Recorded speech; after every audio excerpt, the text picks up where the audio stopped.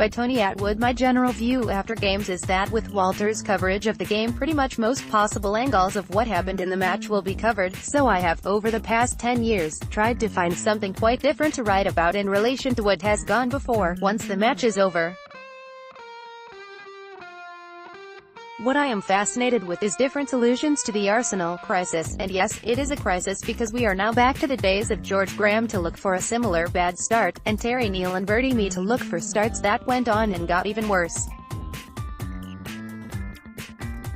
One really interesting approach, and I am not criticizing it, but rather just expressing surprise, comes from the Transfer Tavern, who have suggested that Cohen Bramall, who as far as I remember has not played in the warm-ups, should now play for the first team as a left-back. They also suggest that Emile Smith-Rowe should be given a chance in the first 11, although I am not sure who he would replace. Ozil I suspect.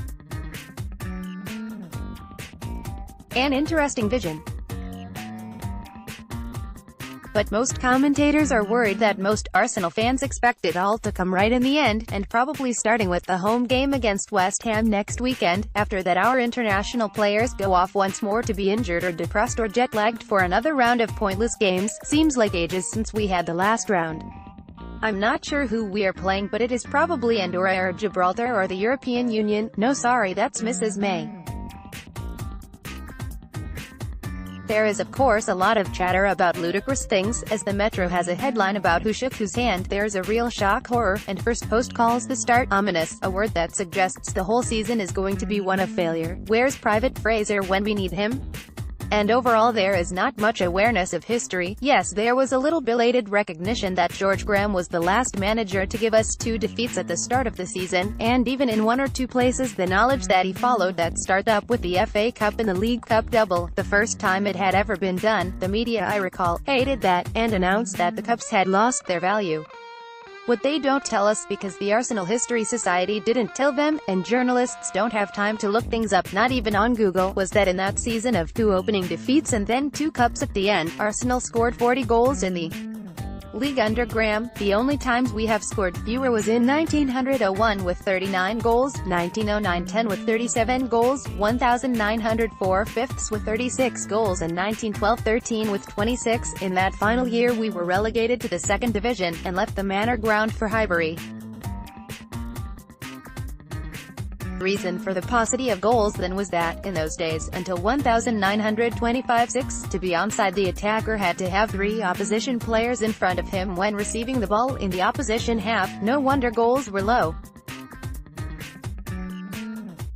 Anyway, at least we are scoring, and indeed we could have had 6 yesterday had the wind been blowing the other way.